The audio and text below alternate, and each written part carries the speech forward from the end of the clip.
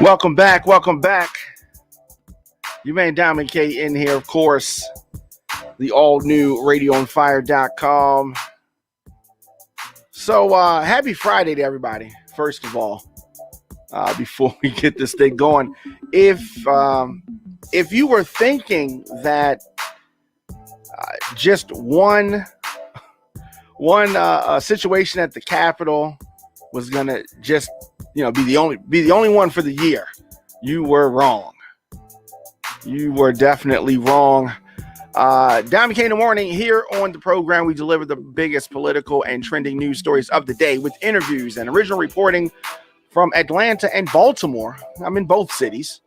The show's fun. We're upbeat, but I also want to expose what's really happening in America. New episodes of the program weekdays, 8 a.m.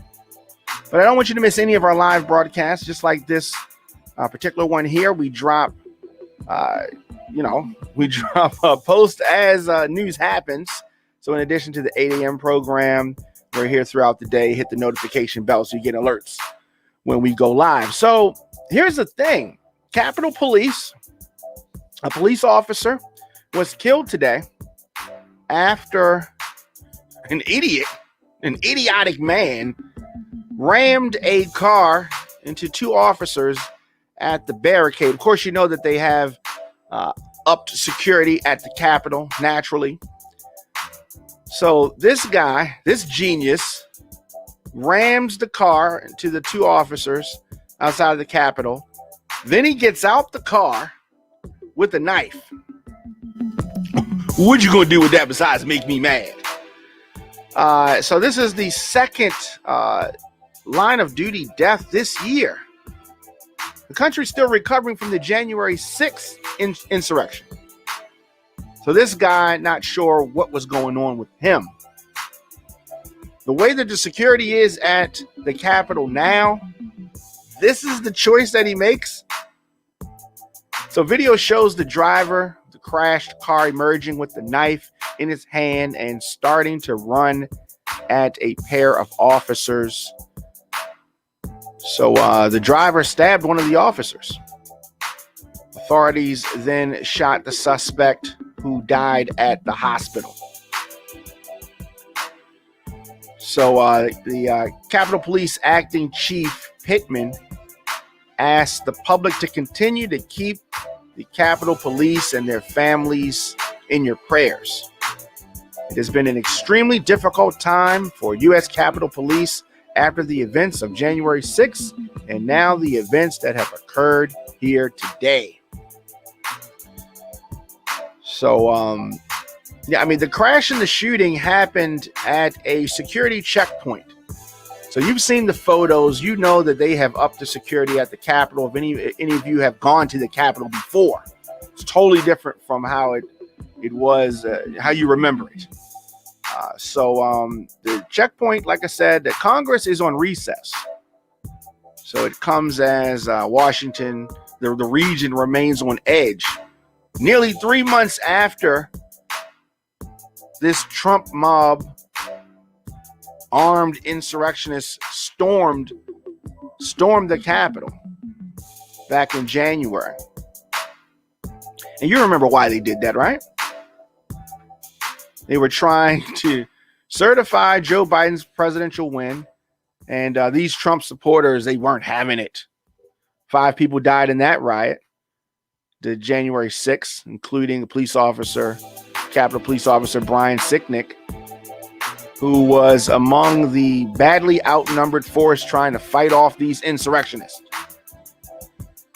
So since then, security has been increased, National Guard.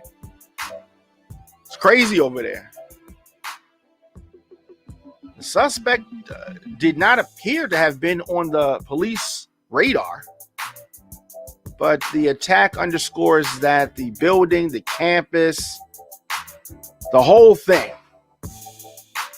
the whole Capitol remains a hot point, remains a target for potential violence. When did this start? This started with the former president Need to make sure that people remember that. Security checkpoint is typically used by senators and staff members during the week. But I guess this guy didn't realize lawmakers are on break. So this is about 100 yards from the entrance of the building on the Senate side of the Capitol. Fencing that prevented the traffic, no cars can come up near that area, was recently removed.